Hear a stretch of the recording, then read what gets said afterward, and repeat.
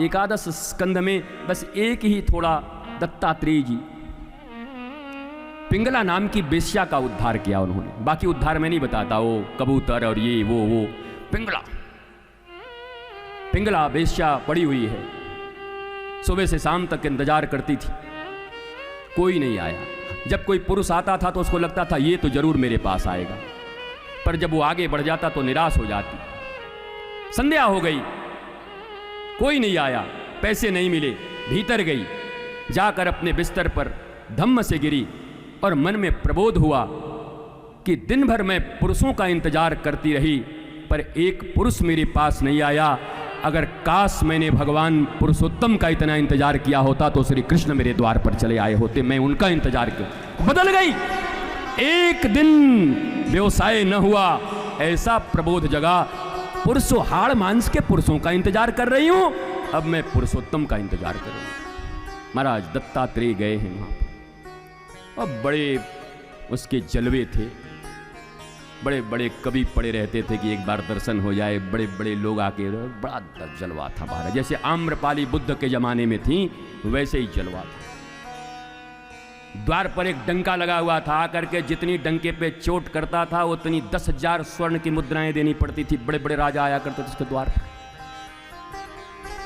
ये तो दाई महाराज दत्तात्रेय आकर के done done done done done done done 150 डंके बजा दिए। पिंगला खड़ी हो गई, अपने साथ बात, तैयार हो जाओ, तैयार हो जाओ, सम्राट नहीं कोई महासम्राट आया है।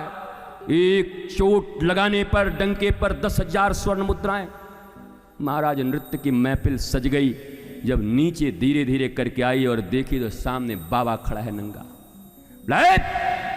तुम्हें पता है इस मृदंग पर एक चोट करने के लिए 10,000 स्वर्ण मुद्राएं लगती हैं, तुम्हारी हिम्मत कैसे हुई? भगवान दत्तात्रेय ने कहा तुझे कितना धन चाहिए बता। दत्तात्रेय ने ऐसे इशारा किया और स्वर्ण के ईंटों के और स्वर्ण की बारिश होने लगी, लोगों के माथे फूटने लगे।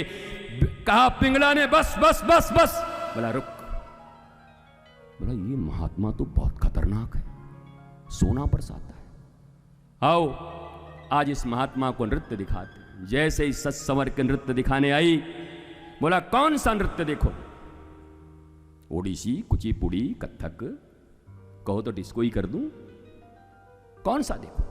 दत्तात्रेय अपने हाथों के तरफ ऐसे रोम रोम को दिखाते हुए बोले देख, ये रोम देखती है, मेरे रोम रोम में गोविंद है। और मेरी अंतिम बात सुन, मैंने अपने जीवन में नाचते हुए गोपाल का दर्शन कर लिया है, अब किसी के नृत्य की मुझे जरूरत नहीं।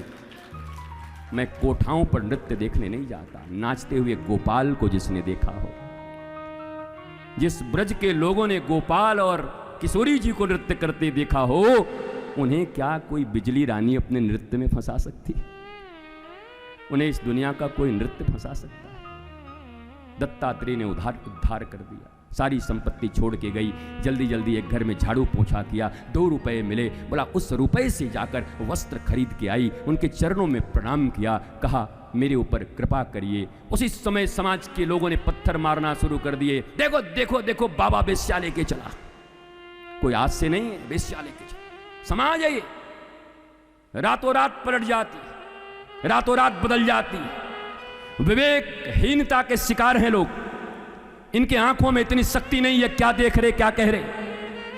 उसी समय कहा दत्तात्रेय ने सुन, न तुझे जीने देंगे न मुझे, एक ही काम हो सकता है। कहा चाहे तुम मुझ में समा जाओ या मैं तुम में समा जाऊं। वेश्या ने कहा मेरा शरीर बड़ा पवित्र है, इस शरीर से भी करोड़ों लोगों का मंगल होना है, हे नाथ मुझ पर कृपा करो। सारे समाज के सामने देखते देखते वेश्या के शरीर से एक प्रकाश पुंज निकला और दत्तात्रेय के चरणों में समाहित हो गई। वहां उसकी आत्मा आकर दत्तात्रेय के चरणों में समाहित हो गई। मेरा शरीर कोई जरूरी नहीं, ये शरीर बड़ा गंदा है, पर हे नाथ हे गुरुदेव, आपके इस शरीर से करोड़ों का मंगल होना है, इसलिए ये शरीर अभी समाज में रहना जरूरी है।